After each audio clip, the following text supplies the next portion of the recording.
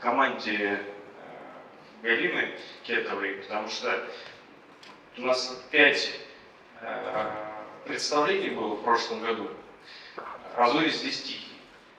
У нас, вот вы не поверите, но от мала до велика все были со слезами на глазах. Это может быть где-то сентиментальность, но когда пишут песню под постановку, когда эту песню, пока ребята едут в автобусе, они ее сами поют. И это и есть патриотика.